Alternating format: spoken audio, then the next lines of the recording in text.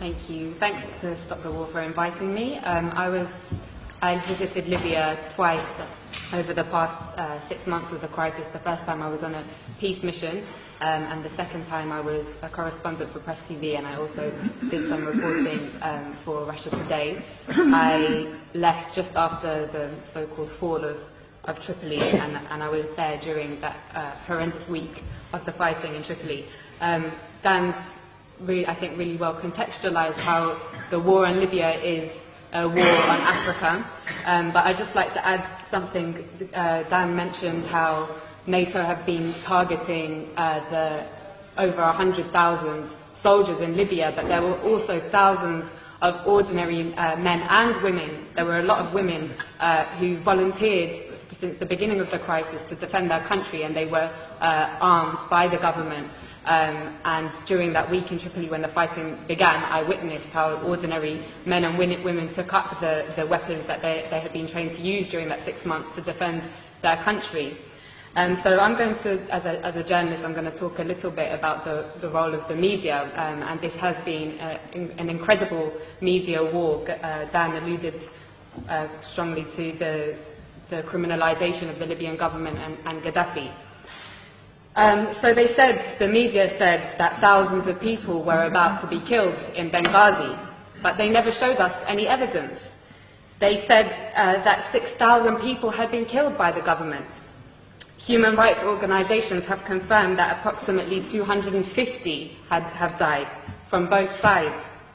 They said that the Libyan government was attacking its own people from the air, and Russian intelligence satellites have since shown us that this was impossible. They said that the government was hiring mercenaries from elsewhere in Africa. They never showed us the evidence. Instead, we saw the videos of black Libyans and other black Africans being lynched in public squares by NATO's ground troops, the rebels, with scores of people filming on their mobile phones and Western special forces looking on. They said that Gaddafi was hated by his people, but they never showed us the 1.7 million people in a country of 6 million in Green Square on July the 1st, or the masses in Tarhuna, in Sabha, in Beni Walid, in Sirte, and across the country who demonstrated to pledge their allegiance to their leader and to the Jamahiriya. They never showed us the masses, as I said, of ordinary men and women who had accepted the government's offer of weapons to defend their families, neighbourhoods and country from people who wished to condemn them to enslavement to imperialism. They said they were targeting Gaddafi's military forces. They ignored the 33 children, 32 women and 20 men who I saw buried in the small and traditional port town of Majer in Zlitan in early August. They said on August 20th or the 21st that Tripoli fell without resistance. But they didn't tell us that in 12 hours alone, 1,300 people were massacred in that city and 900 were injured. They said that Tripoli fell without resistance and that Saif al-Islam had been arrested and captured and that Gaddafi's compound Bab al-Ziza was taken by the rebels. But despite that, Saif al-Islam himself showed up in the hotel where I was trapped and took a group of journalists outside to see with their very own eyes. They didn't show us the thousands of people filling Bab al-Ziza and the streets of Tripoli waving the green flag on the night of August the 22nd. They said that Tripoli fell without resistance. But they didn't show us that in the 24 hours after those journalists from all the West's major networks had seen that site, that Bab al-Ziza alone was pounded 63 times with NATO bombs. They didn't show us how all the gatherings of the people to defend their capital, from those who wished to send them back to the times of colonial puppet King Idris, were attacked with missiles and Apache gunships.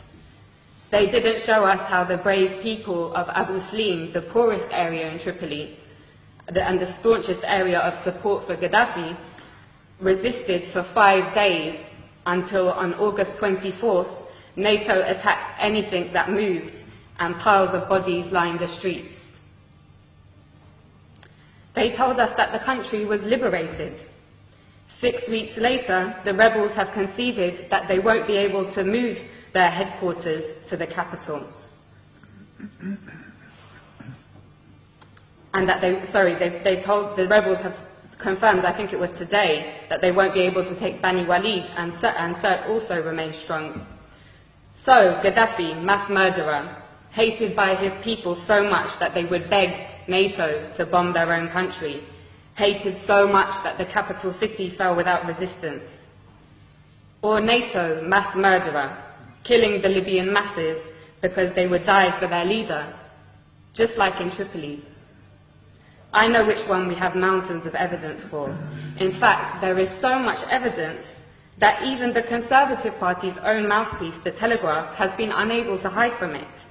Amongst their numerous reports showing that the rebels lack the popular support that Gaddafi enjoys, one article published this week reported what I heard throughout my stay in Tripoli. A resident of Sirte, Susan Farjan, said, "We lived in democracy under Muammar Gaddafi. He was not a dictator. I lived in freedom. Libyan women had full human rights. It isn't that we need Muammar Gaddafi again, but we want to live just as we did before." In the same article, 80-year-old Mabruka says, "Life was good under Gaddafi. We were never afraid." Again, in the same article, another elderly lady says, "They are killing our children. Why are they doing this? For what? Life was good before." And yet another says, "Everyone loves Gaddafi, and we love him because we love Libya. Now the rebels have taken over, we might have to accept that. But Muammar will always be in our hearts."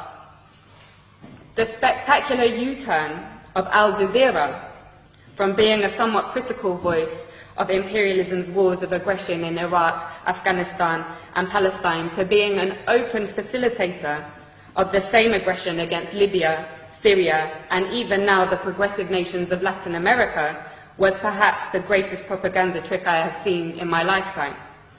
Co-opting the support of their faithful Arab viewers in the West, whose voices garnered particular prominence during the fashionable so-called Arab Spring, was an important move in order to get all progressive circles in the West to join in the essential criminalization of Gaddafi, when those very circles should have, in contrast, been elevating the status of the not-so-fashionable Libyan Jamahiriya and learning from it. Now all cards are on the table. Al Jazeera's Director General Wada Kanfar has resigned following the release of WikiLeaks cables, which revealed he has been taking orders from none other than the CIA. He has been replaced by a member of the Qatari royal family, which has been heavily engaged in the war against its fellow Arab brothers and sisters in Libya. But despite the role of Al Jazeera being clear as day now, it continues to get away with the same tricks of tugging on the liberal heartstrings of westernized audiences with its stories about how people in sovereign states of the global south's greatest tragedy is their lack of Western democracy, never mind that it has failed in the West. But despite Al Jazeera's interest in championing this ideology is obviously straightforward. It hosts the United States' largest military base in the Middle East, CENTCOM, and they are, of course, close friends. Leaving the Rixos Hotel, where I had been trapped for 5 days, was the most surreal and probably the worst day of my life. It was a bad day. The safe, secure, welcoming city, full of life and warmth that I had driven through days previously had transformed.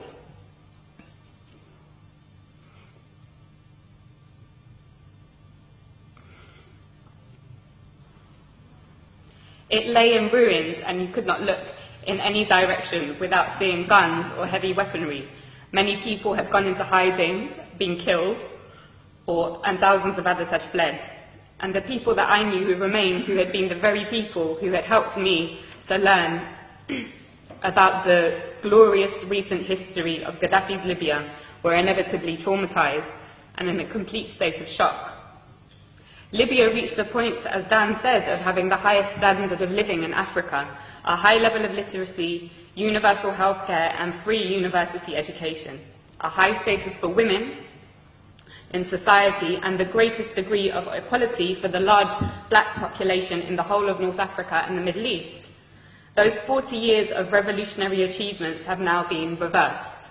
And for what? A year ago, after crippling wars in Iraq and Afghanistan, and with the growing economic crisis of the imperialist nations, it seemed a remote possibility that the West would have the capacity to embark on another costly and embarrassing war. It seemed that the hegemony of the West was rapidly on its way out. But as Gaddafi's close brother Hugo Chavez said in his recent letter to the United Nations General Assembly, right now there is a very serious threat to global peace, he said. A new cycle of colonial wars which started in Libya with the sinister objective of refreshing the capitalist global system, end quote.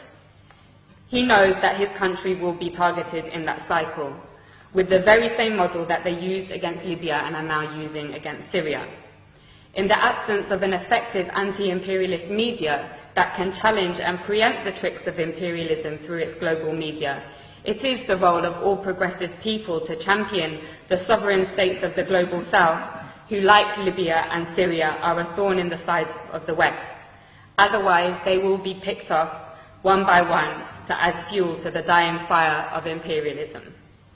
And on that note, I want to end with my wholehearted thanks to the heroic Green Libyan resistance, which continues to amaze the world in their ability to stave off the world's most powerful military machine. As Gaddafi said, not only are they defending Libya, but also Syria, Iran, Algeria, the African continent, and the entire global south. Thank you.